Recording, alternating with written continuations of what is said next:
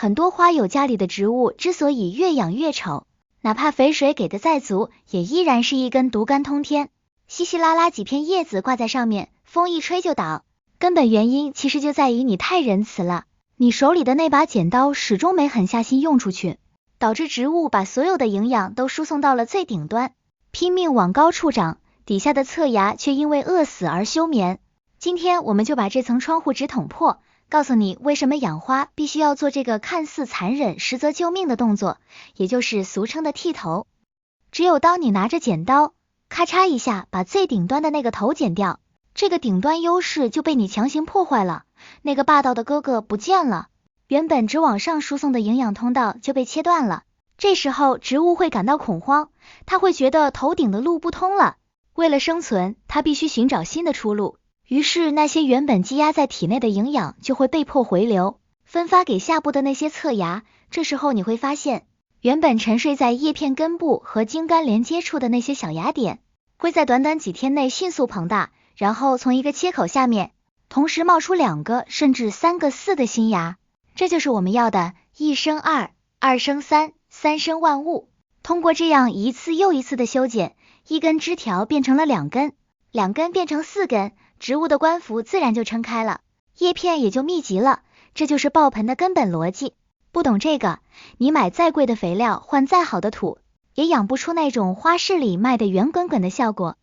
很多人不敢剪，心里那道坎过不去，觉得这植物长得好好的，每一片叶子都是辛辛苦苦长出来的，剪了多可惜，甚至觉得剪了它会不会死。其实植物的生命力远比我们想象的强悍，尤其是咱们家里常见的那些草花和观叶植物，它们的愈合能力非常惊人，你剪它一刀，反而是刺激了它的生长激素爆发，给它一个重生的机会。我们先来说说最基础的操作，也是所有养花人都必须掌握的第一招，叫做摘心或者叫打顶。这个动作不需要大动干戈，甚至不需要剪刀，只需要用到你的大拇指和食指的指甲。这个操作最适合用在那些草本植物的小苗期，比如说我们大家都喜欢养的香草类植物，像罗勒、薄荷、迷迭香，还有各种开花的草花，比如矮牵牛、玛格丽特、天竺葵。这些植物在小苗刚买回来的时候，往往只有一根主茎，看起来弱不禁风。这时候你千万不要急着看它开花，也不要急着让它长高。你要做的第一件事就是数一数它有多少的叶子。通常来说，当小苗长出6片到8片叶子的时候，也就是3到4对针叶的时候，你就可以下手了。用指甲把最顶端的2片刚冒出来的小嫩叶，连同中间那个细细的生长点直接掐掉。这个动作虽然微小，但效果立竿见影。你掐掉之后不出3天，你就会看到被你掐掉的那个位置下面的2片叶子的叶处会钻出2个绿色的小点，这就是侧芽。等到这2个侧芽长大了，又长出了几对叶子，你再对这2个侧芽重复同样的动作，再次把它们的头掐掉，这样2根侧芽就变成了4根。如果你能耐住性子，反复进行3次这样的摘心，原本的一根独苗就会变成拥有8个分支的小灌木。这时候你再让它开花，那花量绝对是翻倍的增长。你想想看，一个枝头开1朵花，和一个枝头分生出8个枝头开8朵花，那个视觉效果是完全不在一个量级的。尤其是像矮牵牛这种花，如果你不摘心，它就是一根长长的藤，开花稀稀拉拉，丑得要命。当然，除了苗期的摘心，对于那些已经长大了或者长残了的植物，我们需要更狠一点的手段，那就是由于光照不足或者是长期没有修剪导致的徒长。什么叫徒长？就是植物的节间距拉得特别长，叶子和叶子之间的距离很大，茎秆细弱，看起来软趴趴的。这种状态在室内的观叶植物上特别常见，比如彩叶玉、网纹草或者是长寿花。一旦出现了这种状态，光靠摘心已经救不回来了，因为底下的茎秆已经定型了。这时候你需要做的就是剃头，也就是种剪。很多人听到种剪就手抖，不知道剪哪里合适。这里有一个通用的法则，就是看你想要保留的高度。通常我们会选择保留土面上方5到10公分的高度，或者保留2到3对健康的叶片，其他的全部剪掉。这里要注意剪刀的卫生，这虽然是个小细节，但往往决定了成败。在剪之前，最好用酒精棉片擦拭一下剪刀的刀刃，防止细菌感染伤口。因为植物被剪断后，伤口是直接暴露在空气中的，如果剪刀带菌，很容易导致茎秆黑腐。剪的位置也很有讲究，千万不要贴着下面那对叶子的根部剪，要保留大概5毫米到1公分的小木桩，这样可以防止伤口回缩的时候把下面的芽点给抽干了。也不要留得太长，太长的话那个光秃秃的杆子会干枯发黑，很难看。剪的时候要利落，一刀下去，不要磨磨蹭蹭，造成组织压伤。对于那些木本植物，或者是像橡皮树、琴叶榕这种大型的观叶植物，剃头的逻辑又稍微不一样一点。这些植物通常是主干非常明显，如果你想要把它养出那种棒棒糖的造型，或者是那种多头伞状的造型，必须要通过这种手段来逼它分支。比如橡皮树，很多人养了好几年，就是一根1米多长的杆子，直冲天花板，顶上几片叶子，底下全是光杆，难看至极。这种时候你可以在春天或者秋天，植物生长最旺盛的时候，选择一个你想要分叉的高度，比如说50公分处，直接把上面的一节全部锯掉或者剪掉。这个动作非常暴力，伤口会流出白色的汁液，这时候你要赶紧用纸巾把汁液擦干，可以用草木灰或者是多菌灵粉末涂抹伤口，封住它，防止汁液流失过多和感染。大概过半个月到1个月，你就会惊喜的发现，在切口下方的老杆子上，那些原本你看都不看一眼的芽眼会鼓起来，破皮而出，长出红色的新芽，通常会冒出2、3个，这样你的橡皮树就从独杆变成了3叉戟，整个株型瞬间就高级了。还有一种情况是你必须要剪的，那就是植物生病或者状态极差的时候，比如长寿花度夏之后，叶子掉光了，或者是根系出了问题，上面枯萎了。这时候的修剪其实是一种清理和再生的过程，把那些已经老化的、失去光合作用能力的枝条通通剪掉，只保留基部最强壮的一小段，这就像是给植物做了一个大扫除，减轻它的负担，让它把仅剩的能量用来发新芽，而不是去维持那些半死不活的老叶子。很多花友在夏天过后，看着一盆半死不活的植物舍不得扔，又不知道怎么办，其实只要根系没烂透，给它剃个光头，等到天气凉快了，水肥跟上，它很快就能长出一盆全新的叶子，甚至比原来长得还要好。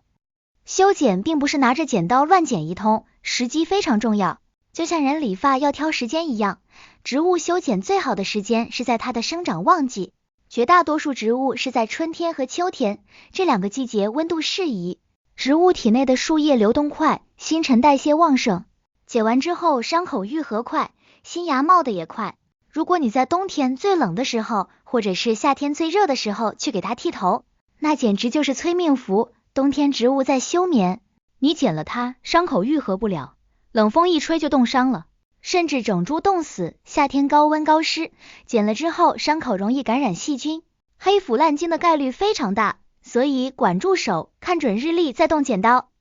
除了季节，还有一个时机点，就是花后修剪，这对于开花植物来说是续命的关键。很多花友的花开完1茬之后就再也不开了，或者是第2茬花开得非常小，原因就是残花没剪。植物开花是为了结种子，传宗接代，这是它的生物本能。花谢了之后，植物会把大量的营养用来孕育种子，哪怕那个种子结不出来，它也会本能的把能量往那输送。这时候如果你不及时把残花和花下的花梗剪掉，营养就被白白浪费了，新的花苞就冒不出来。所以当花朵开始凋谢，花瓣边缘变色卷曲的时候，不要犹豫，连同花朵下面的一对叶子一起剪掉，这样能强迫植物把营养收回来，去分化新的花芽。像月季、茉莉，如果不修剪残花，它们就会一直长个子，或者是结那种没用的果子。想要它们4季开花，剪刀一定不能离手。对于这类已经木质化的植物，修剪一定要留有余地，我们叫留绿，也就是说你下剪刀的位置一定要保证下面还有几片健康的绿叶子，或者至少能看到明显的绿色芽点，千万不要剪到光杆司令的地步。如果你想压低它的高度，不能一次到位，要分次修剪，先剪掉一部分，逼出下部的侧芽，等侧芽长大了，再剪掉上面的一节，这样步步为营，才能保证它的安全。这也是为什么我们强调香草要从小苗期就开始打顶，就是为了防止它过早的把底部的主干给老化了，让它在低处就开始分枝，保持年轻态。除了粗暴的剪断，其实还有一种更高阶的园艺手法，叫做刻芽。这是一种不动刀光剑影，却能达到修剪效果的技巧，特别适合那些你舍不得砍头的贵货，或者是像琴叶榕、橡皮树这种，你既想让它长高，又想让它在半山腰长出侧枝的情况。刻芽的原理其实就是阻断生长素的向下运输。我们知道生长素是在顶芽产生，然后沿着树皮向下运输，抑制侧芽的。如果你在想它发芽的那个芽点上方，大概半公分到1公分的地方，用锋利的小刀横着刻一道口子，深达木质部，切断树皮，这样生长素流到这里就被路障挡住了，积压在切口上方，而下面的那个芽点，因为没有了生长素的压制，就会以为顶端没了，赶紧苏醒过来干活，于是侧芽就爆发了。这个刻芽的时间点非常关键，一定要选在春天，万物复苏，树叶流动最快的时候。如果在冬天刻，伤口很难愈合，反而容易流胶或者感染。而且刻芽的时候动作要快准狠，一刀下去，不要反复锯，伤口越平整愈合越好。通过这种方法，你可以随心所欲的控制植物在哪里长树枝，想让它左边长就刻左边的芽，想让它右边长就刻右边的芽，把你家那盆直挺挺的树变成姿态优美的盆景。接下来我们聊聊大家都很关心的蝴蝶兰，这是过年过节台湾家庭最常见的年宵花，花开富贵，花期又长，但是花谢了之后怎么办？很多人的蝴蝶兰开完花就变成了2片大叶子的草，扔了可惜，养着不开花。其实蝴蝶兰的花梗修剪有很大的学问，这里有2种选择，一种是想要它开2度花，一种是想让它休养生息，明年开大花。如果你的蝴蝶兰植株非常强壮，根系发达，叶片又多又厚，你可以选择在花朵凋谢后，从花梗的基部往上数，在第3节或者第4节之间切断，因为在这个位置的节间里，通常藏着一个备用的花芽，剪断上面残花的部分，大概过个把月，这个备用花芽就会抽出来，开出第2茬花。虽然花量可能没有第1茬多，花朵也小一点，但能延续你的赏花期。但如果你的蝴蝶兰已经养得很瘦弱了，叶子发皱，根系也不太好了，那我强烈建议你从花梗的最基部贴着根的地方一刀剪断，彻底断了它开花的念想，让它好好休息，把营养用来长新叶子和新根。只有把身体养好了，明年这时候它才能开出那种像瀑布一样壮观的花串。养花不能只看眼前，要有长远的眼光。说到修剪，就不能不提修剪下来的那些枝条，在不懂行的人眼里那是垃圾，要装进垃圾袋扔掉的，但在我们园艺爱好者的眼里，那都是黄金，是未来的森林。这就涉及到了扦插，也就是把剪下来的枝条变成新的植株。这是植物界最神奇的克隆术，几乎所有的修剪废料，只要是健康的都可以用来扦插，特别是像绿萝、薄荷、长寿花、天竺葵这些，扦插成活率极高。扦插的核心其实就3个字：保湿透气。很多人扦插不活，是因为直接把枝条插在原来养花的那个盆里，觉得方便，其实大错特错。原来的土里有大量的细菌和真菌，而且肥力可能过高，对于没有根的枝条来说，那是致命的毒药。扦插一定要用素土，也就是没有肥力、干净的介质，最好的就是蛭石、珍珠岩，或者是干净的河沙，这些介质保水性好，透气性强，而且无菌。处理枝条也有讲究，剪下来的枝条不要马上插，特别是像多肉、天竺葵这种枝叶多的，要放在阴凉通风的地方晾一晾，把伤口晾干，形成一层薄薄的愈合膜，防止细菌入侵。枝条下端的叶子要全部撸掉，只保留顶端2-3片叶子进行光合作用。如果叶子太大，像绣球花，还要把叶子剪掉一半，减少水分蒸发，因为这时候它没有根吸水，全靠体内储存的水分维持生命，叶子流多了，水蒸发太快，还没生根就干死了。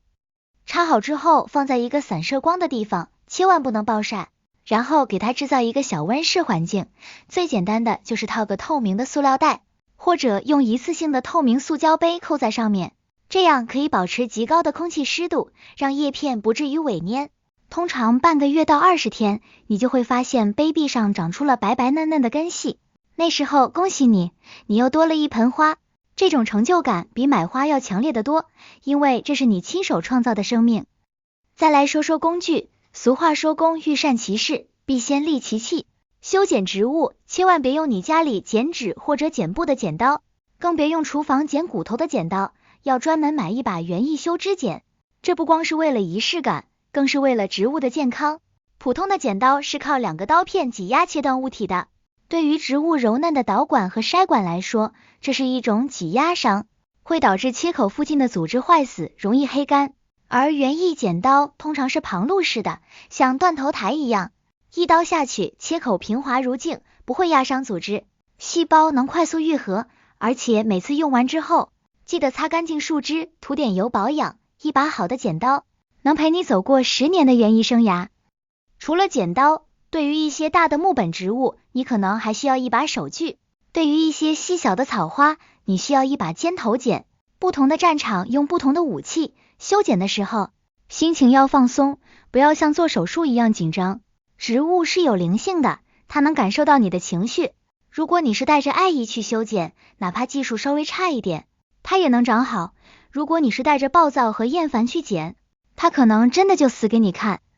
我们还要警惕一种过度修剪的心理，有些花友剪上瘾了，看哪里都不顺眼，天天拿着剪刀转悠，今天剪一片叶子，明天剪一根枝条，这叫强迫症。植物生长是需要叶片进行光合作用，积累养分的。如果你把叶子剪得太光，它就成了光杆司令，没有能量来源，最后会活活饿死。我们要遵循一个度，通常一次修剪的量不要超过整株植物叶量的1/3，给它留一口气，让它能缓过来。除非是遇到了严重的病虫害，或者根系完全坏死需要重生，否则尽量不要给植物剃光头。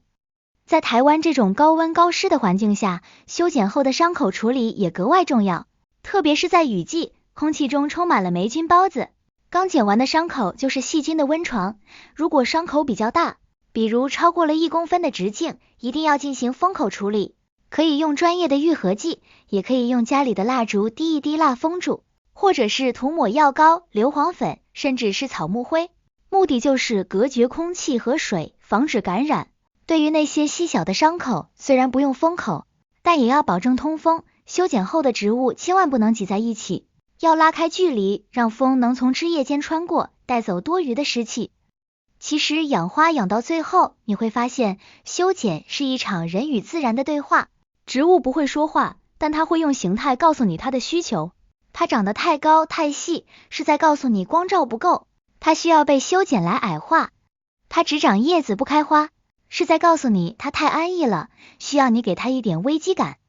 它下面的叶子黄了掉了，是在告诉你它负担太重了，需要你帮它减负。每一次动剪刀都是你对它语言的回应，你剪掉了它的羁绊，它回报你更美的姿态。